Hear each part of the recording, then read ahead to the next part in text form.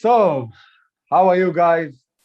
I'm here with Dr. Lukas Sidelnick from Miami, Florida, and my name is Ordino. I'm an NSM fitness professional. I train people for body recomposition and fat loss here in Austin, Texas. I have a couple questions today that really curious me, and I'm sure they're curious other people, and I'm gonna ask Dr. Lukas today. So we're gonna talk today about obesity, type 2 diabetes, how the effect of physical activity affect our body. Hi, Lucas. How are you today? Hi, Dino. Thank you. Thank you for letting me be here. Appreciate it. So I'm Dr. Lukas Sidelnick from Miami, and here I am to see what's the questions today. All right. So let's start with the first question. So what is the impact of obesity from a medical perspective from your side? So crude definition of obesity is the body mass index superior to 30. And we calculate this multiplying the weight by the height in kilograms per square meters. And we really know the morbidity and mortality of obesity for over thousands of years. We know there is 230 or more comorbidities caused by obesity. There is, right. in terms of healthcare costs, it is estimated, it's an enormous economic burden. It's like 1.4 trillion of dollars calculated in the year 2017. So you can imagine this year. And it's really going, it's really all about the problem. A Swedish research showed us that it is about the days, the work cost, it goes to the sick days everybody have, it goes to the health expenses everybody had to pay, and it's really showing lots of problems, and it all goes to the psychosocial meaning of this. When society disapproves of obese people, it starts early. When you're a child, they tag you as stupid, ugly, dirty. That's what in classmate everybody have, and then it lowers your self-esteem, causes problems in relationships, and then you have this disapproval from society, and the force work lows. But it's really something very, very important nowadays. Yeah, so I totally agree. And I think you mentioned really interesting thing in that answer, but I want to be more specific in the question. And I would like to ask you, from your side as a doctor, what would you think be the best recommended physical activity exercise type? Because physical activity, it could be a variety of things. If you can be more specific and tell our audience what is the best type of exercise, because me as a trainer, I always receive clients and I always hear these things, like my doctor recommends for me to do 4 or 5 times a week exercise. My doctor told me I need to do more physical activity, and I really want to know what is, from your perspective as a doctor, what do you think is going to be the best exercise, physical activity type, specifically for obesity or diabetes, or all of the things that they relate to each other eventually? Yes. So everything connects. As to be specific in the answer, we really know that exercise prevents disability and illness. And we're gonna take each patient that comes to me. We always ask, how many exercise did you got this week?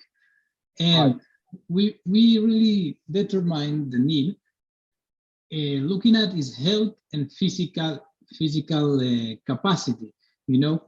When a patient comes and asks, I do exercise, but not too much, So the recommendation of the US Department of Health is around the minimal time you need to exercise in a week to get the solid benefits from the health benefits you get from it. It's about 150 minutes per week. And you can divide that in 5 days exercising for 30 minutes. But this exercise is a kind of anaerobic exercise, meaning the type of exercise that improves your cardio and respiratory function. This is bike riding, running, walking, jogging, going to the gym, depends wherever you can get the exercise from. And something that nobody really knows is that if you haven't heard about it, exercise reduces diabetes risk. So how is this? Because it all connects, you know, your body weight, your high pressure, your lipid, cholesterol in blood, sugar in blood, everything connects. And there is sensitivity to insulin. Here's the key. This is what we need to talk about. Because, you know, insulin is the hormone that takes sugar and uses it in your body for energy production. And how will this be working better when you exercise? Is because you burn fat, you burn calories, you use muscles, and you improve your blood flow. So these all make your functions become better and release the hormone and really tune your systems to work all together and get better results. I don't know, from your perspective as a trainer, what kind of exercise will you recommend, like when you have an obese patient, an obese client? So like you said, both are important. If you're asking me which type of exercise I will recommend, I will definitely go with resistance training rather than cardio, because resistance training has, to my opinion, and I think to your opinion as well, and to other profession, it has much more benefits overall for the long term and for the short term. Now, many people think only cardio improves your cardiovascular and your respiratory system, but this is false, because resistance training, first of all, required lots of cardiovascular effort as well, maybe not as much as cardio, but it still required some effort for these systems, for this kind of system to do. Yeah. And of course, there are much more other benefits for the long term, which is going to be the BMI. It's increase the BMI. BMI is the body mass index, so it indicates for your body how much calories do you burn during zero exercise or during rest. Eventually, when your body burn more calories, even though if you are doing nothing, you burn more calories, which as a result is going to make you eventually burn more fat, because if this is the goal, to be more healthy, that means you have less body fat percentage.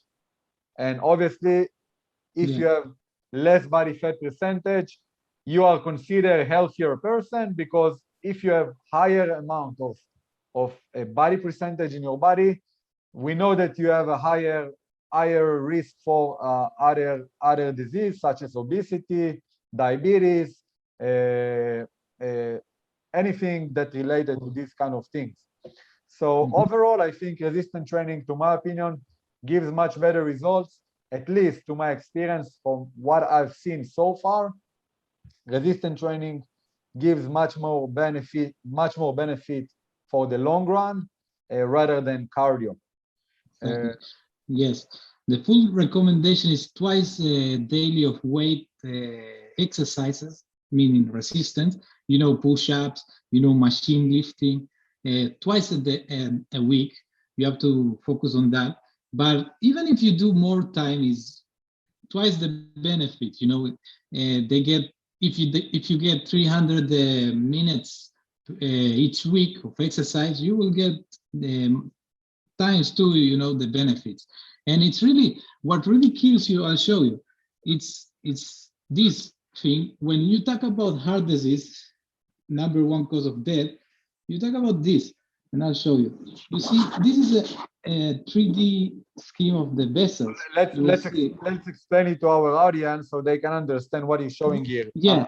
When showing you say the artery and the vein, right? The blood vessels. Yeah. Okay, When and these are for the heart. This is what the circulatory blood system in your body goes through. So the problem when you're fat is the clogging and the formation of the yellow clog. You can see it in the graph here. You will see in the vessel. This is the same as those in the side, and you will see the flow. When I say flow, circulation goes better, and this reduced heart rate. It's because the clot will form when you're fat. That yellow thing is fat, actually. Okay. So it starts grows, and less blood flow until it blocks it, and then you have things such as heart attacks and strokes. So, heart attacks, strokes, right? Yeah, that totally makes sense. So this is why. So in other words, you're saying like being less fat or less obese, it means you are reduce your higher risk for heart disease.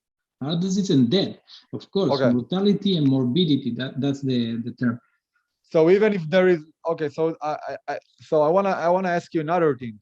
So I have a client. So some of them are obese, some of them are considered skinny. Would you think the skinny person who doesn't do any cardio at all compare versus to the obese client who does at least 3-4 times per week long duration of cardio training, which one would you consider a healthier person between both of them? The one that considers skinny, that doesn't do very much of cardio, or the other person who is considered obese, but he does very often cardio? Who do you consider healthier? That's a good question. Well, we see research showed us that fitness effects on obesity when you have a patient that is not overweight and fit and does exercise compared to a patient that is obese and do not exercise, he has twice the risk of death.